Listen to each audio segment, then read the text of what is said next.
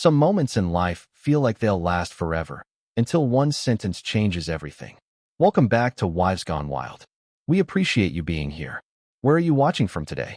We love knowing how these wild tales reach you. Let's dive into today's story. I'm Callum, and I thought I was building the perfect life until my daughter shattered it with a single question. The late afternoon sun burned orange against the Texas sky, stretching shadows long across the quiet park. Callum Mercer wiped the sweat from his forehead with the back of his hand, his muscles aching from a 10-hour shift at the auto shop. He smelled of motor oil, despite scrubbing his hands raw before picking up his daughter from kindergarten. Grease never really left his skin. It was part of him now, just like the calluses that lined his palms. But none of that mattered. Not here. Higher, Daddy. Ivy squealed, her blonde pigtails bouncing as he pushed her swing. Callum chuckled, shaking his head. You sure? I don't want you flying off into space, kiddo. Ivy giggled, gripping the metal chains tighter. Her knuckles turned white, but her joy never faltered. That sound, the pure, unfiltered happiness of his little girl, was the reason he worked himself to the bone. Every drop of sweat, every aching muscle, every missed night out with friends, it was all for her. For these moments. The park was empty, just the way he liked it. No forced small talk with other parents. No rowdy kids pushing in line for the swings. Just the two of them, father and daughter, under the warm September sky. 10 more minutes, kiddo, Callum called, glancing at his watch. Then we head home. I promised I'd have dinner ready before Mommy gets off work. Ivy didn't respond. Her feet, which had been kicking excitedly just seconds ago, slowed.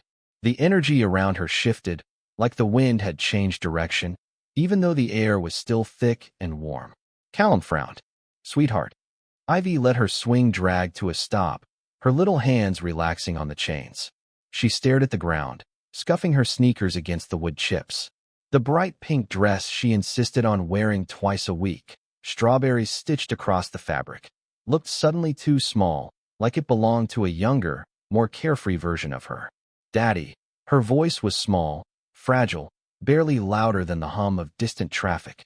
Callum crouched down, his knees popping from years of bending under the hoods of trucks. He placed a steady hand on her knee, feeling the warmth of her skin, grounding himself. What is it, baby? She hesitated, biting her lip. Then, finally, she looked up at him, her big blue eyes glistening. Are you going to leave me too? The words slammed into Callum's chest like a sledgehammer. His heart stuttered, his breath caught. What? He blinked, searching her face for some kind of explanation. Why would you say that, Ivy?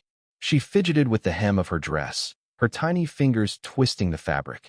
Mommy said, we're getting a new daddy. Silence. The world around Callum seemed to warp, sound fading into a dull roar. The laughter of his little girl, the warmth of the sun, the simplicity of the afternoon, it all shattered in an instant. A new daddy? His stomach turned to lead. His hands, so used to tightening bolts and fixing broken engines, felt useless in his lap. Callum inhaled slowly, forcing his voice to stay calm. What do you mean, baby? When did Mommy say that? Ivy shrugged, her tiny shoulders rising and falling like it was the simplest thing in the world. She was on the phone. She said I might get a new daddy soon. The ground beneath him didn't feel solid anymore.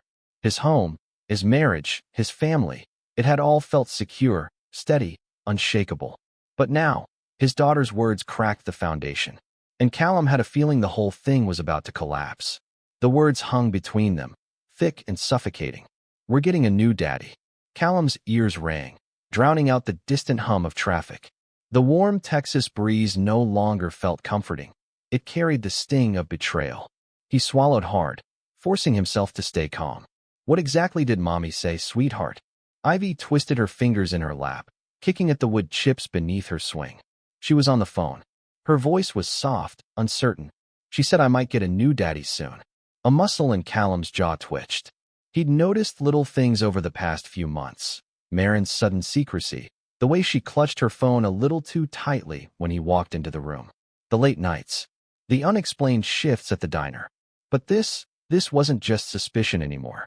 Callum forced his expression to stay neutral. He couldn't let his daughter see the storm brewing inside him. She really said that? His voice was even, though his knuckles were white from gripping the swing's metal chain. Ivy nodded. Uh-huh. She didn't know I was listening. That cut deep. His 5-year-old had learned to listen in on her mother's conversations, to pick up on secrets she wasn't supposed to hear. And what hurt the most? She thought this meant he was leaving too. Callum took a slow breath, steadying himself. "Baby, look at me." She lifted her gaze, blue eyes wide and trusting. "There's nothing that could ever make me leave you." He brushed a strand of hair from her face, his fingers trembling just slightly. "You understand?" She nodded, but the crease between her brows didn't disappear. "I don't want a new daddy." Her voice wobbled, her lip trembling. "I just want you." Callum felt something crack inside him. The kind of crack that couldn't be patched up. Who the hell had Maren been talking to? Who was this man she was bringing into his daughter's life? And how long had she been planning this? A dark thought settled into his chest. Was this why she'd been so distant? Had she already checked out of their marriage? Was she just waiting for the right moment to cut him loose, to drop this bomb on him when it was too late to fight back? His gut twisted. But then, something else. Something worse. Ivy was still gripping the edge of her dress, eyes darting around like she was about to say something she shouldn't. Callum's protective instincts kicked in instantly. "Ivy," his voice was softer now, coaxing. "Is there something else you need to tell me?" She hesitated. Then, in a whisper, "I don't like him, Daddy." A chill crawled up Callum's spine. "Who?" He tried to keep his voice steady, but his pulse was hammering. "Who don't you like?" Ivy's hands curled into fists in her lap. She looked down at her sneakers, blinking fast. "The man who comes over when you're at work." Callum's blood ran cold. "There's a man coming to the house." His voice barely came out. She nodded quickly, like she was afraid to admit it. "He's big and loud." Her voice dropped even lower. "And he smells funny. Like those bottles you don't let me touch." Alcohol. Callum felt his stomach turn over. Everything inside him screamed to get up, to do something, to drive home and get answers right now. But Ivy wasn't done. "One time," she hesitated, curling in on herself, "I spilled my juice. And he got real mad." Callum clenched his fists so hard his nails dug into his palms. "He grabbed my arm." Ivy whispered, her voice barely there now. "Real hard." Callum's vision tunneled. His baby girl, his 5-year-old daughter. Another man, a stranger, had put his hands on her. In his house, while he had been busting his ass at work. His voice came out hoarse, shaking. "Did he hurt you, sweetheart?" Ivy hesitated. Then, slowly, she pulled up the sleeve of her dress. Callum's breath caught in his throat. Faint, but unmistakable. A yellowing bruise, shaped like fingerprints, wrapped around her tiny arm. Everything inside him went deadly, deathly calm. The kind of calm that comes before a storm. Because this wasn't just about Maren lying to him. This was war. Callum stared at the bruises on his daughter's tiny arm, the breath stalling in his chest. The fading marks were unmistakable, 5 darkened fingerprints, each one seared into her delicate skin like a brand. Evidence. Proof. A violation. His grip on the swing's chain tightened until the metal bit into his palm. His pulse roared in his ears, drowning out the sounds of the world around him. This wasn't just about betrayal anymore. This was about his daughter. His voice, when he found it, was low, controlled. "When did this happen, baby?" Ivy fidgeted, staring down at her lap. "Last week," she murmured. "When you were fixing that big truck." The Peterson job. He'd been at the shop 3 nights straight, working late to meet the deadline. And while he had been elbow-deep in engine grease, trusting that his little girl was safe at home, some bastard had put his hands on her. Callum swallowed the rising fury burning through his veins. He couldn't afford to lose control. Not here. Not now. Ivy needed him steady. He forced himself to take a breath, to soften his voice. "Did you tell Mommy?" Ivy shook her head. "She was on the phone," she whispered. "I didn't want to get in trouble." His chest tightened. "You'd never be in trouble for telling me something like this." Ivy glanced up at him, her blue eyes searching his face for something. Reassurance, maybe. A promise. He gave her one. "I need you to tell me everything, sweetheart." He kept his tone gentle, even as his hands shook with the need to do something. "What else happened?" Ivy hesitated, her little fingers gripping the hem of her dress again. "He called me names." Her voice was barely above a whisper. "He said I was stupid." Callum's grip on the swing chain tightened until he thought it might snap. "I hate him, Daddy," Ivy admitted, her voice cracking. "I don't want him to come back." Callum reached for her, pulling her into his arms. She clung to him immediately, burying her face in his shoulder, her small frame trembling against his chest. He squeezed his eyes shut. He'd always promised himself that nothing would ever hurt his little girl, that she would never grow up afraid, never flinch at raised voices, never wonder if she was safe in her own home. And now, that promise had been broken, not by him, but by the woman he had trusted, the woman he had loved, the woman who should have protected Ivy just as fiercely as he did. Maren had let a stranger into their home, a man who hurt their daughter, and she knew it. Callum had seen the hesitation in Ivy's eyes. She hadn't told her mother, not because she didn't want to, but because she knew it wouldn't change anything, because Maren had chosen her secret over her own child. Rage and betrayal twisted in Callum's chest, but he shoved them down. He couldn't afford anger right now. What Ivy needed was action. He pulled back just enough to cup her cheek, tilting her face up so she could see him. "Listen to me, baby." His voice was steady, even though he felt like he was falling apart. "That man will never come near you again." Ivy sniffled. "You promise?" Callum didn't hesitate. "I swear it." She nodded, seeming to accept his words as truth. And why wouldn't she? He had never broken a promise to her before, and he wouldn't start now. Callum stood, lifting Ivy into his arms. She wrapped herself around him instinctively, her face pressed against his neck. He glanced at his watch. 5:15 p.m. Maren would be home soon. That was fine. He needed time. Time to think, to prepare, to find proof, not just of the affair, but of everything. Because when he confronted her, there would be no room for lies. No excuses. And once he had his answers, Maren and her new daddy were going to learn exactly what kind of man they'd crossed.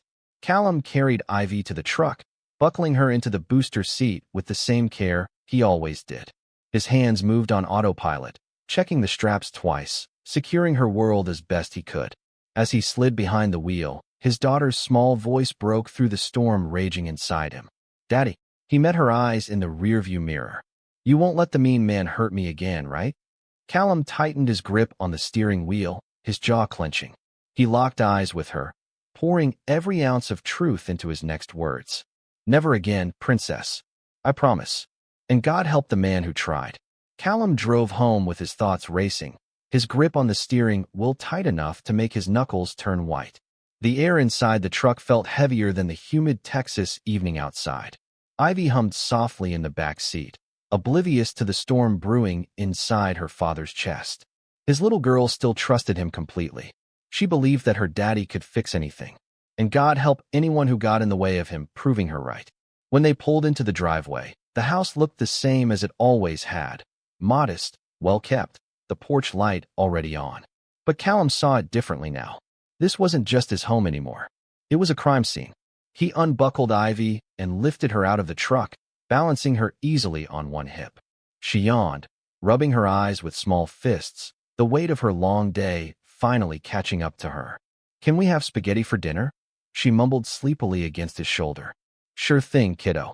His voice was steady, even though his mind was anything but. He carried her inside, setting her down in the living room where her favorite cartoon characters danced across the screen.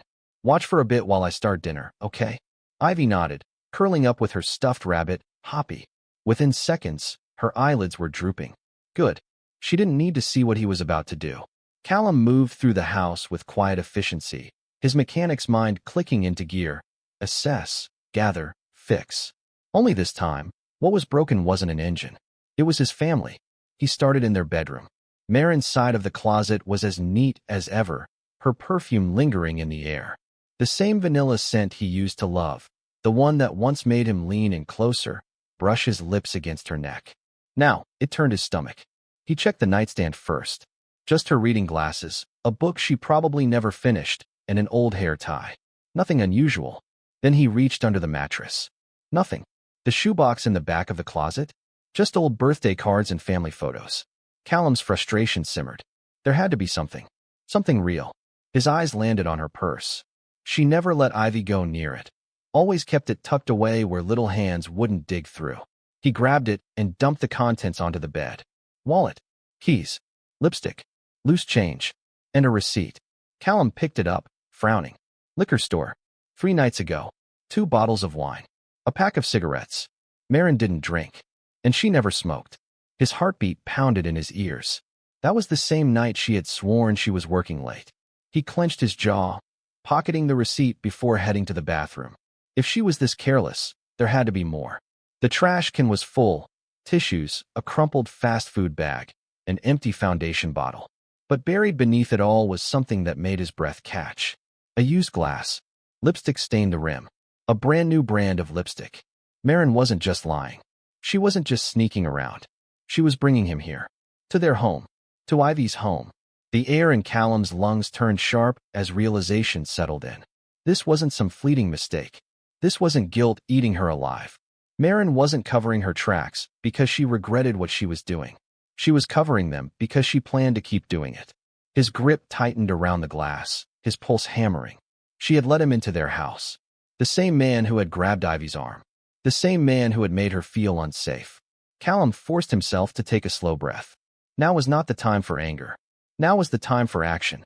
He left the bathroom, moving to the kitchen with slow, deliberate steps. The water for the pasta started boiling, steam curling into the air.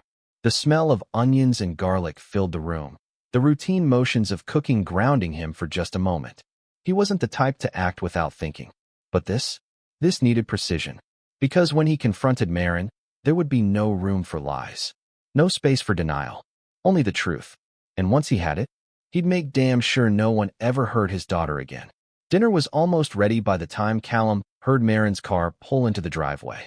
The familiar crunch of tires against gravel used to be a comforting sound, the sign of his wife coming home, their family reuniting after a long day. Tonight, it felt like a warning. Ivy sat at the kitchen table, swinging her legs as she carefully set out the plastic zoo animal plates she loved. "Mommy's home," she chirped. Callum forced a smile. "That she is, kiddo." But inside, he was bracing himself. The front door swung open, and Maren's voice rang out, light and casual. "Something smells good." Callum turned, wiping his hands on a dish towel, watching as she stepped into the kitchen. She wore her diner uniform, blue polo, black pants, a name tag clipped to her collar. But her hair had been let down, her lipstick freshly applied. It was a small thing, a detail most husbands wouldn't notice. But Callum had spent years memorizing the little things about his wife. Maren never reapplied her lipstick after work. Not before coming home, anyway. "Just spaghetti," he said evenly, turning back to the stove. "How was work?" "Busy," she sighed, dropping her purse onto the counter. She bent down to kiss Ivy's head, then moved toward Callum, angling for his cheek like she had 1,000 times before. He stepped aside, pretending to check the garlic bread in the oven. A beat of silence. Then Maren cleared her throat, covering the moment with a forced chuckle. "Long day." Callum didn't answer, just grabbed the serving spoon and started plating the pasta. He could feel her watching him. The old Callum, the one who trusted his wife, who believed the excuses, would have let this moment pass. But that man didn't exist anymore. They sat down to eat, the tension thick enough to cut with the steak knife Callum wished he had an excuse to grab. Maren twirled spaghetti around her fork, her eyes darting to her phone every few seconds. It sat face down beside her plate, but Callum caught the way her fingers twitched, like she was resisting the urge to check something. Someone. "No phones at dinner." Ivy piped up, parroting the rule Callum had set months ago. "Right, Daddy?" Callum nodded, watching his wife carefully. "That's right, kiddo." Maren hesitated, then flipped the phone over, screen side down, before reaching for her water glass. "Of course. Sorry." She wasn't sorry. Dinner continued, but Callum barely tasted the food. His focus was locked onto every shift in Maren's expression, every forced smile, every second she spent not looking him in the eye. She was nervous, not just distracted. Nervous. Guilty. Ivy, completely unaware of the war brewing between her parents, kept chattering. "We painted pictures of our families today," she said through a mouthful of pasta. "I made one of you and me and Mommy." Maren gave her a thin smile. "That's nice, honey. And we have show and tell on Friday." Ivy added, her excitement bubbling over. "I need to bring something special." "That's great, sweetheart." Maren barely glanced up from her plate. Callum's grip on his fork tightened. His wife had just walked in the door. Their daughter was talking about her day. And Maren, a mother, couldn't even pretend to care. The silence stretched. Callum twirled pasta around his fork, feigning nonchalance. "Ivy mentioned something interesting at the park today." Marin glanced up, mid-bite. Oh. He kept his voice light. Casual. She said there's been a man coming to the house when I'm at work. Marin froze. It lasted less than a second, but Callum saw it. The flicker of panic. The way her fingers tightened around her fork. The way her throat bobbed as she swallowed too quickly. She forced out a laugh. Oh, that must have been the plumber. We had that leak last week, remember? Callum leaned back in his chair, setting his fork down. Right. The leak. That never happened. Ivy had stopped eating, her little eyes bouncing between her parents, sensing the tension. Callum gave her a reassuring nod before turning his attention back to Marin. Strange, he mused. She seemed pretty scared of him. Marin shrugged, stabbing at her spaghetti. Kids get scared of strangers. It's normal. Maybe. But bruises weren't normal. Callum met her gaze, letting the words sink in. Marin's fork clattered against her plate. What bruises? Her voice was too high, too sharp. Callum didn't take his eyes off her. Ivy, sweetheart, he said gently. Why don't you go brush your teeth and get into your pajamas? I'll be in to read you a story soon. Ivy frowned. But I'm not done. You can finish tomorrow, Callum said, his tone leaving no room for argument. It's getting late. She hesitated but eventually pushed her chair back. Okay. Once she was gone, the house fell into a heavy silence. Callum turned back to his wife, his voice dropping to something cold and dangerous. She has bruises on her arm, Marin. Marin's breath hitched. Fingerprints, Callum continued, his words slow, deliberate. From someone grabbing her. Marin's face paled. She must have fallen. Don't. One word. That was all it took to shut her up. Callum had never been the kind of man to raise his voice. He didn't need to, because right now, his quiet fury was more terrifying than any shouting could ever be. Marin pushed her plate away, barely touched. Look, I don't know what she told you, but you're overreacting. Callum didn't blink, didn't move. Then he pulled out his phone, swiped to his photos, and turned the screen toward her. The image was sharp, unmistakable. 5 dark bruises, wrapped around their daughter's delicate arm. Marin's eyes flicked to the screen, then away. Kids fall. 5 fingerprints, Marin. Callum placed the phone down with deliberate care, as if setting a loaded gun between them. That's not from a fall. She swallowed hard. I don't have to listen to this, she muttered, standing abruptly. I work all day.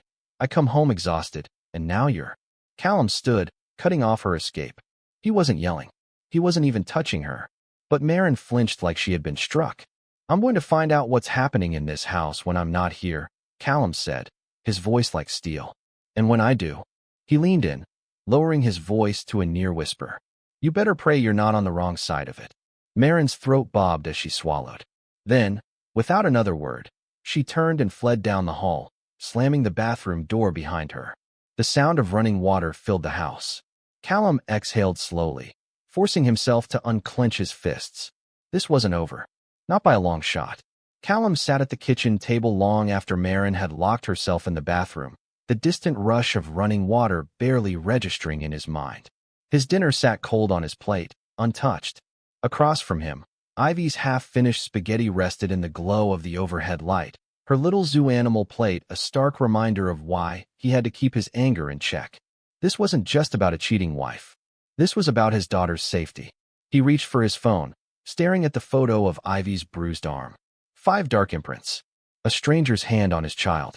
His blood simmered, but he forced himself to stay calm. Now wasn't the time for fury. Now was the time for proof. Callum pushed his chair back and moved through the house with quiet purpose. If Marin thought he was just going to let this go, she had another thing coming. He started in the bedroom. The sheets were made, the pillows neatly arranged, Marin's doing. He never bothered if he was the last one out of bed. But now, standing there, he saw the room differently. This wasn't just their bedroom anymore. It had been shared with someone else. His jaw tightened as he stepped toward her nightstand. The drawer slid open smoothly, just the usual clutter. A paperback novel. Hand cream. Reading glasses. Nothing unusual. Next, he moved to the closet, running his hand along the top shelf, behind neatly folded sweaters. Nothing. Then he crouched, sweeping his palm beneath the shoe rack. His fingers brushed against something. A box. His stomach clenched as he pulled it out, his hands steady despite the rage boiling inside him. It was an old shoebox, the lid slightly bent from years of wear. He popped it open. At first glance, it was just old photos, birthday cards, things he'd seen before. But buried beneath it all, tucked into the very bottom, was a small folded receipt. Callum's heart pounded as he smoothed it out. Liquor store. 3 nights ago. 2 bottles of wine. A pack of cigarettes. Maren didn't drink. And she sure as hell didn't smoke. Callum inhaled slowly through his nose, willing himself to stay in control. He turned the receipt over. The timestamp was 9:47 p.m. She'd told him she was working late that night. Instead, she had been here. With him. His hands tightened around the paper, crumpling it before he caught himself. He needed to think smart. Rushing into this without a plan would only give her a chance to lie her way out of it. He pocketed the receipt and kept looking. The bathroom was next. The scent of Maren's vanilla shampoo still clung to the air, mixing with the faint steam from her recent shower. The drawers were filled with her usual products: makeup, cotton swabs, perfume. But the trash can caught his eye. He hesitated, then reached down, sifting through the discarded tissues and empty toothpaste box. And there it was. A used wine glass, lipstick staining the rim. Maren's lipstick. His stomach twisted. He lifted the glass, turning it in his fingers. She had been drinking here. Not at a bar. Not at a friend's house. Here. Callum set the glass down with deliberate care. His mind was racing, connecting dots, painting the picture Maren had tried to keep hidden. She wasn't just sneaking around. She was bringing him into their home. To Ivy's home. Callum's pulse thundered in his ears as he left the bathroom, moving toward the living room. The couch. The TV. The small wooden coffee table. The picture frames on the wall, displaying the family they were supposed to be. But now, the entire space felt different. Violated. His gaze landed on the couch. The throw blanket draped neatly over the armrest wasn't the way he'd left it that morning. It had been moved. Shifted. As if someone else had been here. Lying here. His stomach churned. He turned back toward the hallway, his fists clenching at his sides. Maren thought she could hide this. She thought she could erase the evidence before he noticed. But she had underestimated him. Callum exhaled slowly, flexing his fingers, forcing himself to stay focused. He needed more. Concrete proof. Because when he confronted her, there would be no escape. No excuses. Only the truth. And once he had it, he'd make damn sure she never had the chance to put his daughter in danger again. Callum stood in the dimly lit kitchen, his mind a storm of calculations and cold fury. The pieces were fitting together now. Maren's late nights, the secrecy, the bruises on Ivy's arm. But he needed more than suspicions. He needed proof. Not just of the affair, but of who this man was. What he was doing in Callum's home. Why Ivy was afraid of him. And most importantly, how far it had already gone. Maren had made one thing clear. She wasn't going to admit to anything unless she was cornered. So that's exactly what Callum planned to do. He checked his watch. 7:30 p.m. Maren was in the bedroom, likely texting the man right now, setting up whatever plan they had next. Good. She didn't know he was watching. Didn't know she'd already lost. Callum turned on the kitchen faucet, letting the water run, just enough noise to make it seem like he was washing dishes. But instead of cleaning up, he pulled out his phone and scrolled to his boss's number. Mike. Callum hit dial, bringing the phone to his ear. Mercer.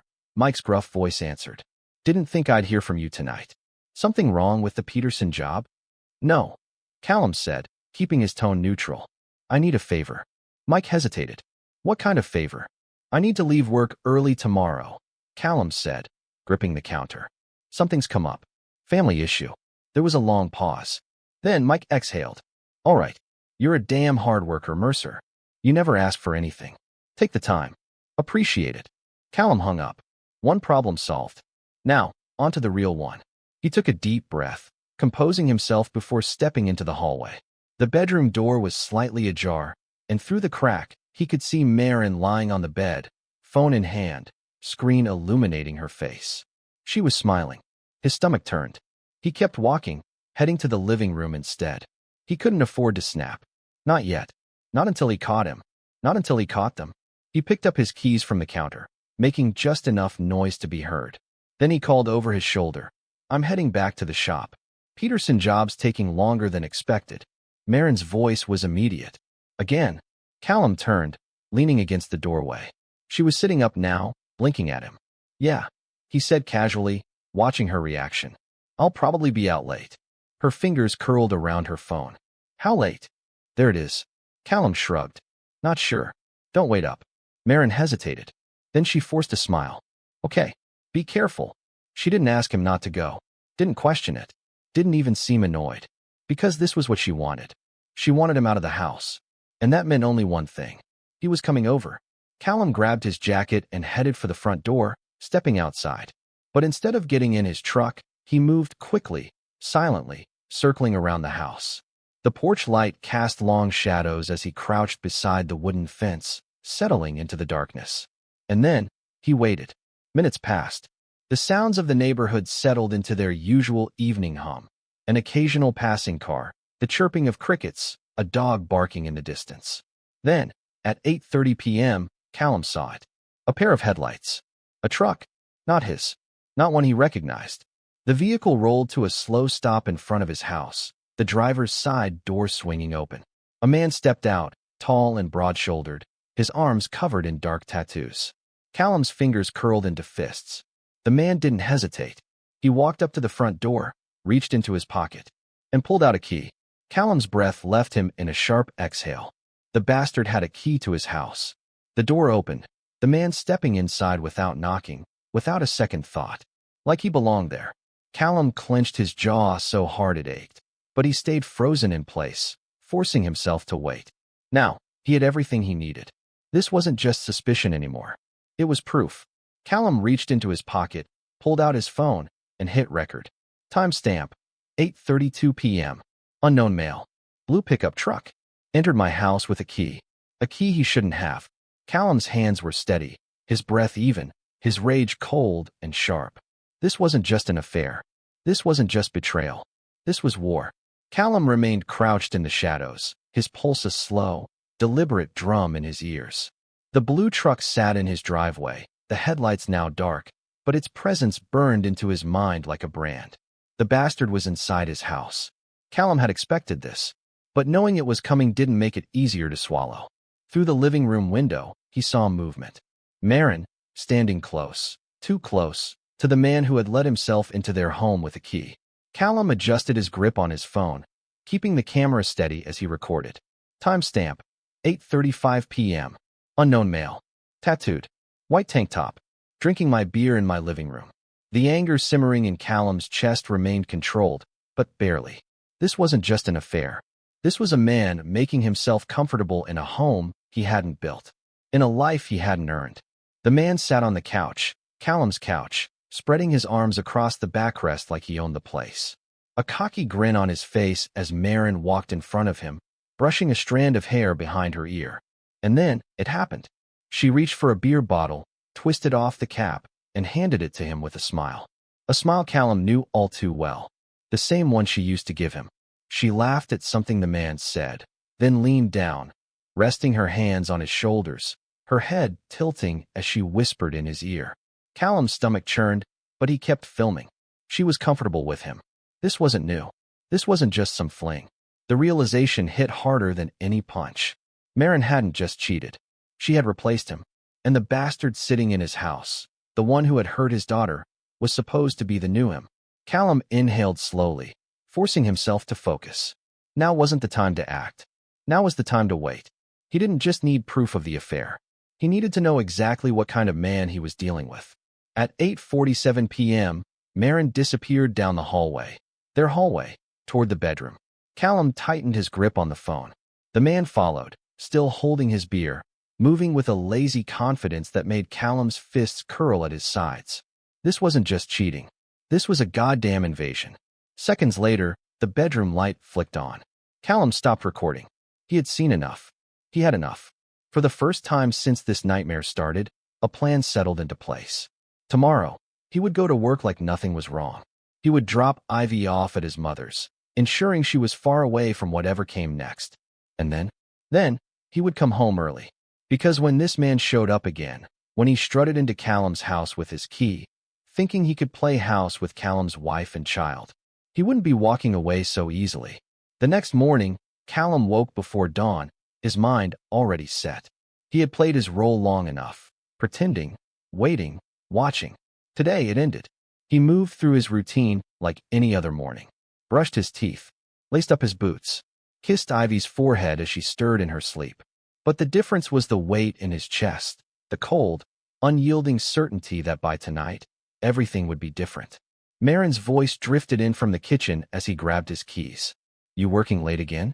Callum turned, leveling her with a look so unreadable, so carefully blank, that she hesitated. "Yeah," he said simply.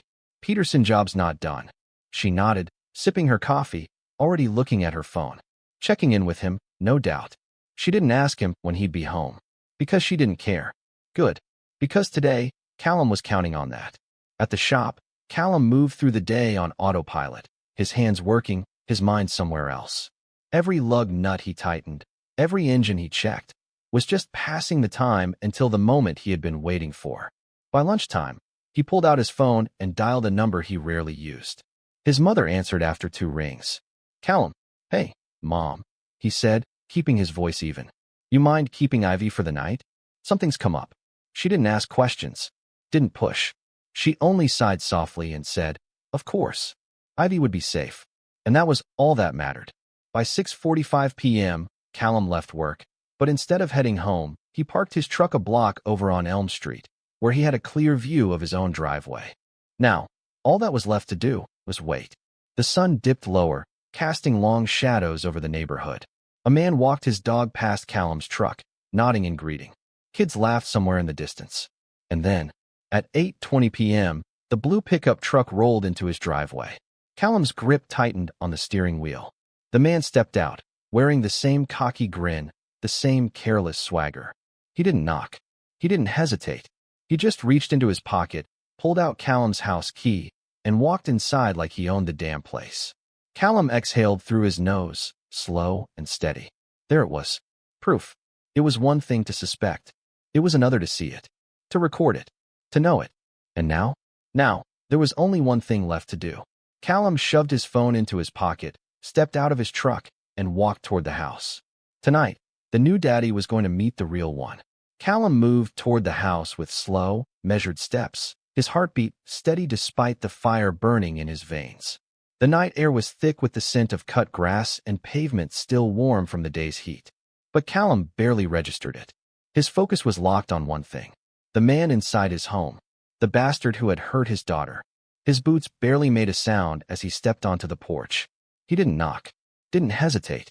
He just turned the knob. Unlocked. Of course it was. That son of a bitch thought he belonged here. Callum pushed the door open, stepping inside. The house was dimly lit, just the glow of the TV casting flickering shadows across the walls. He heard laughter, low, relaxed, like nothing in the world was wrong. Like this man hadn't grabbed a 5-year-old's arm hard enough to bruise. Callum's stomach twisted, but he swallowed it down. Not yet. The laughter came from the kitchen. Callum rounded the corner, and there he was. Sitting at the kitchen table, beer in hand, feet kicked up on the chair across from him, was the man who had waltzed into Callum's home like it was his own. Tattooed arms. A cocky grin. A man with no idea that his world was about to shift beneath his feet. Marin stood at the counter, her back to them both, pouring another drink like nothing was out of the ordinary. Then she turned and froze. The color drained from her face. Cal. She barely got his name out before the man turned to see what had made her voice falter. His expression shifted the second his gaze landed on Callum. Smugness turned to uncertainty, then recognition, and then fear. Callum didn't speak, didn't blink. He moved. In 2 steps, he was across the kitchen. In another, his fist collided with the bastard's jaw. The impact sent the man sprawling backward, the chair crashing to the floor beneath him. The beer bottle slipped from his grip, shattering against the linoleum. Marin screamed. Callum barely heard her. The man groaned, clutching his face as he tried to push himself up.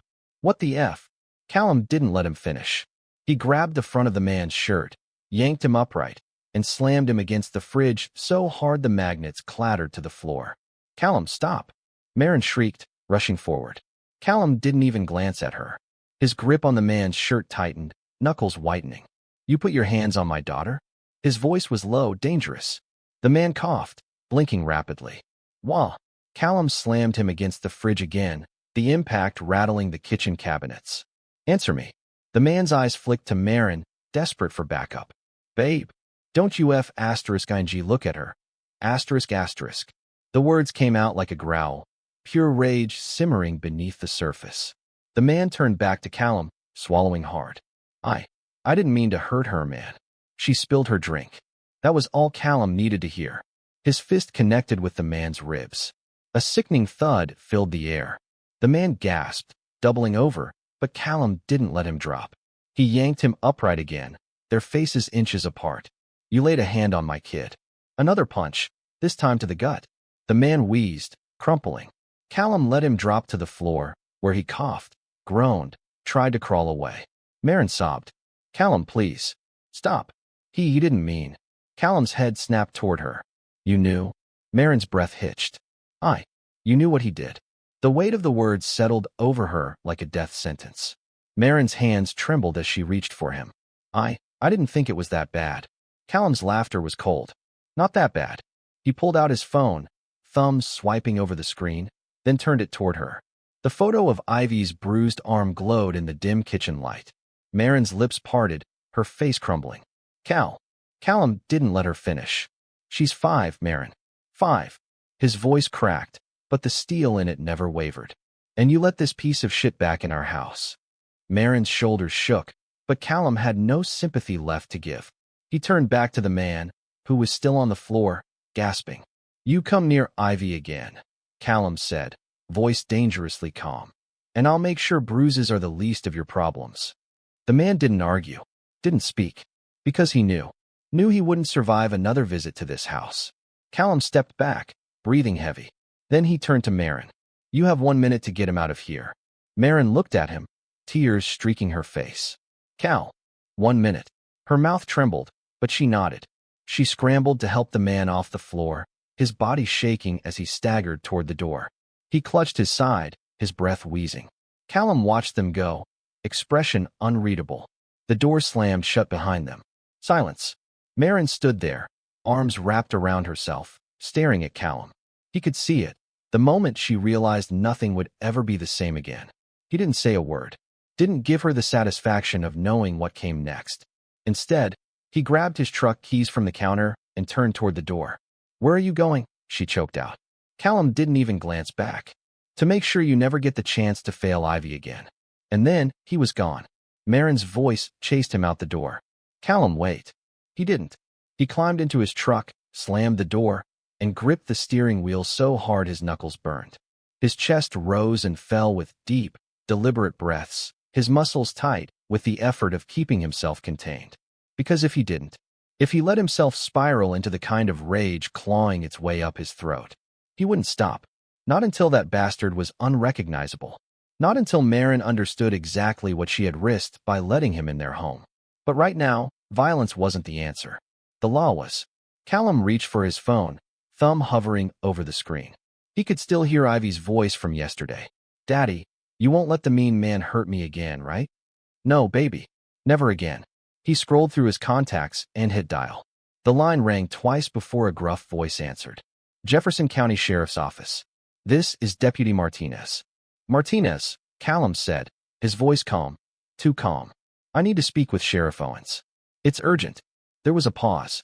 He's in. Hold on. A click. A beat of silence. Then, Callum. The sheriff's voice filled the line, scratchy with age but firm as ever. What's going on? Callum exhaled slowly. I need you to come to my house. Now. Owens picked up on it immediately. What happened? My daughter was assaulted. The words tasted like fire in his mouth. By a man my wife let into our home. Silence. Then, the sheriff's voice turned deadly serious. Are you saying we're dealing with child abuse? Yes. Callum stared straight ahead, his jaw locking. I have evidence. Bruises. A confession. And I want this son of a bitch arrested. Give me 10 minutes, Owens said. Don't do anything stupid until I get there. Callum hung up without answering. Because stupid would have been breaking that bastard's ribs instead of just his nose. And right now, Callum's focus wasn't on revenge. It was on justice. He shoved the truck into gear and pulled out of the driveway, the engine growling beneath him. The night air rushed in through the open windows, but it did nothing to cool the heat simmering under his skin. It was over for Marin. She just didn't know it yet. By the time Callum pulled back into the driveway, 2 squad cars were already there, red and blue lights flashing against the darkened street. Sheriff Owens stood on the porch, arms crossed, his sharp eyes locked onto the house. A younger deputy, Martinez, stood by the patrol car, scribbling notes. Marin was on the porch, barefoot and shaking, arguing with Owens. The second she saw Callum, she rushed toward him. "Cal, please," she choked out, gripping his arm. "You don't have to do this." Callum stared down at her, completely unmoved. "I already did." Marin's hands trembled against his sleeve. "You're overreacting." Callum's voice dropped to something cold and dangerous. "Say that to the bruises on Ivy's arm." She flinched. I didn't. Mrs. Mercer." Owen's voice cut through her stammering. "Step back. Now." Marin swallowed hard but obeyed, wrapping her arms around herself. Callum turned to the sheriff and held out his phone. "Everything you need is on here. Photos. Video. His face. His truck. Him walking into my house with a key." Owens took the phone, his expression darkening as he scrolled through the evidence. "I want him found," Callum said, his voice lethal. "And I want him out of my daughter's life. Permanently." The sheriff lifted his gaze. "We'll handle it." Callum nodded once, but he wasn't finished. He turned to Marin. She had the audacity to still be standing there, shaking her head like she was the victim. "You let a man into our house," Callum said, voice steady. "A man who put his hands on Ivy." Marin's eyes filled with tears. "I didn't know it was that bad." "Bullshit." She flinched. Callum took a slow step forward, towering over her. "You knew. You just didn't care." Marin swallowed hard. "I love Ivy." Callum laughed. A sharp, humorless sound. "You don't love anyone but yourself." Tears spilled down her cheeks. "Please, Cal." He cut her off with one final blow. "You lost her." Marin's breath hitched, a sob breaking past her lips. "You can't." "I already did." Callum's voice was final. He turned back to Owens. "What happens next?" The sheriff's gaze flicked to Marin. "Mrs. Mercer, you're under arrest for child endangerment." Marin gasped, stepping back like she had been struck. "What? No, you can't." Owens motioned to Martinez, who stepped forward, cuffs already in hand. "You knowingly allowed a violent offender near your child after he had already harmed her. That's a crime in the state of Texas." Marin sobbed, twisting toward Callum. "Please, don't let them do this." Callum met her tear-streaked gaze and said the last words he would ever give her. "You did this to yourself." The cold snap of cuffs echoed through the night, the final nail in the coffin of their marriage. And as Marin was led to the squad car, sobbing, begging, Callum turned, walking back inside.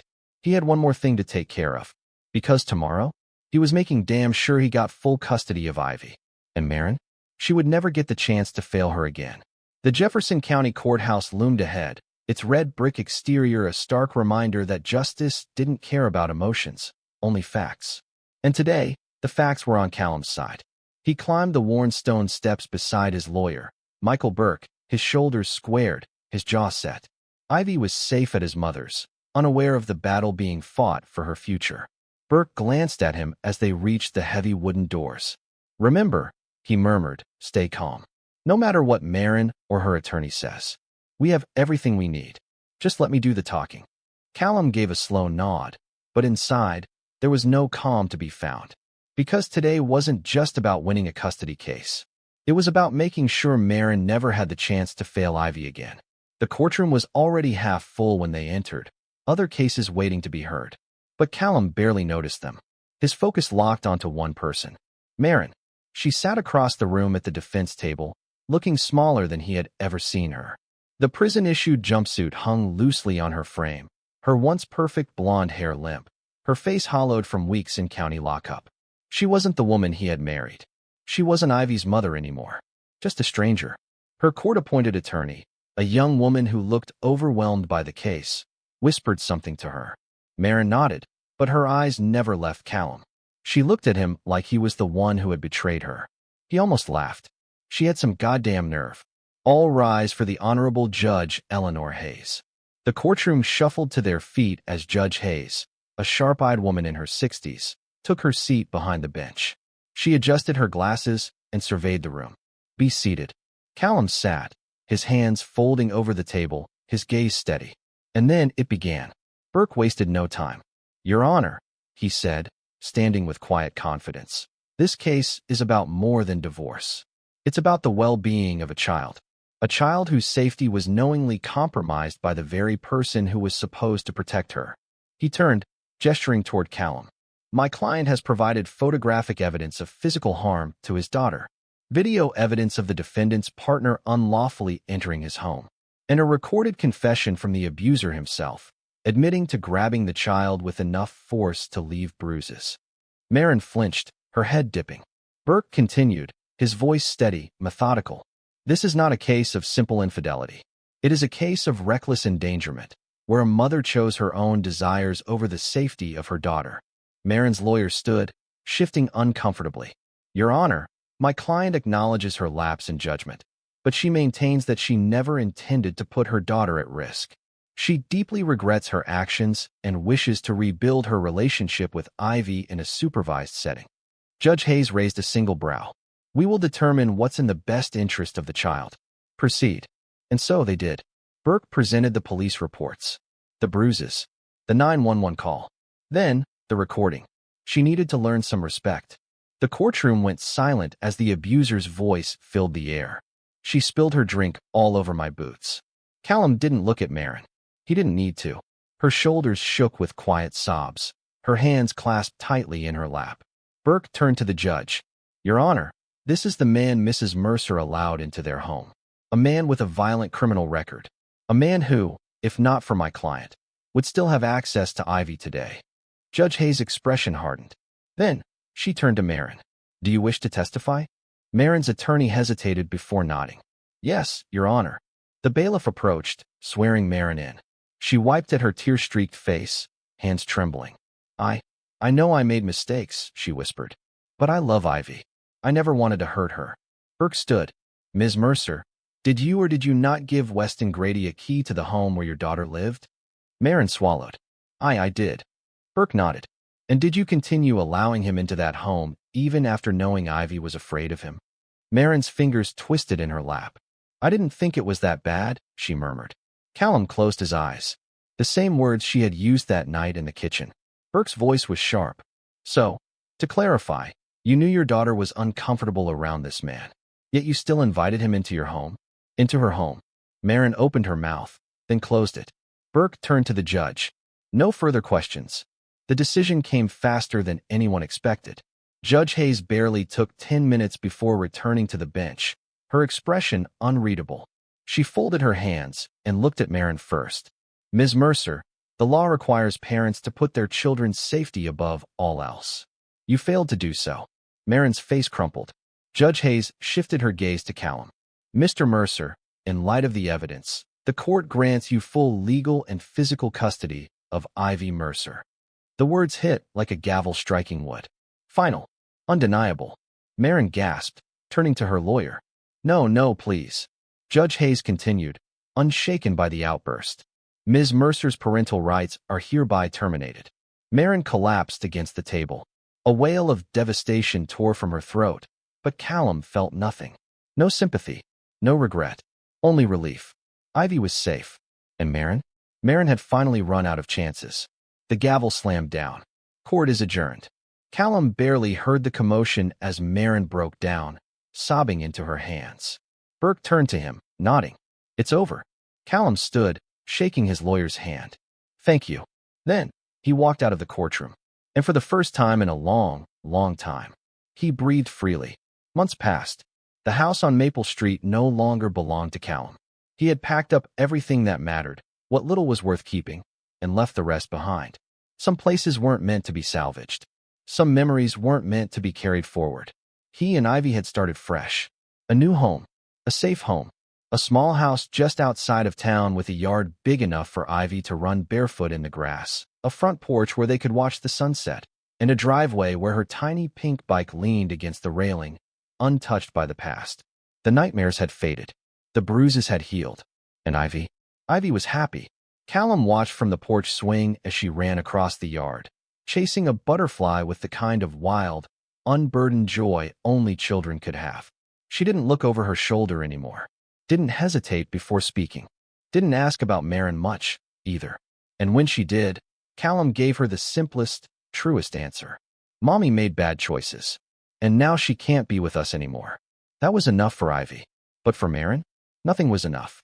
Marin had spent 6 months in county jail for child endangerment. Upon release, she found herself in a world that had moved on without her. The diner fired her. No one else in town would hire her once they learned why she had been arrested. Former friends stopped answering her calls. Neighbors who had once smiled and waved now turned their backs. And Callum? He had shut her out completely. She had tried to reach him. Letters, voicemails, even showing up outside Ivy's school one afternoon, desperate for a glimpse of the daughter she had thrown away. But Callum had seen her first, and the way he looked at her, like she didn't even exist anymore, was all the answer she needed. Ivy would never be hers again, and for the first time in her life, Marin had no one to blame but herself. Wes never made it back into the world. 5 years. That was the sentence he got for assaulting a minor and violating parole. By the time he was eligible for release, Ivy would be 10. She would barely remember his name. And Callum? Callum hoped Wes rotted in there. Because if that bastard ever set foot in his town again, Callum would make damn sure he didn't walk away a second time. The sky burned orange and pink as the sun dipped lower, casting long shadows over the yard. Ivy ran back to the porch, her cheeks flushed, her breath coming in soft little gasps. "Daddy, look." She pointed at the butterfly now perched on the rosebush he had planted when they first moved in. Its wings fluttered softly, a delicate thing that had landed safely. Callum smiled, pulling her onto the porch swing beside him. "It's beautiful, kiddo." Ivy giggled, tucking herself under his arm, her tiny fingers curling into his shirt. They rocked in comfortable silence, the old wooden swing creaking beneath their weight. Then, after a moment, Ivy spoke. "Daddy." "Yeah, princess." She hesitated, then looked up at him with those same blue eyes, the ones that had shattered his world all those months ago when she had asked if he was going to leave, too. "Remember when you promised you wouldn't leave me?" she whispered. Callum's chest tightened. That day at the park, the swing set.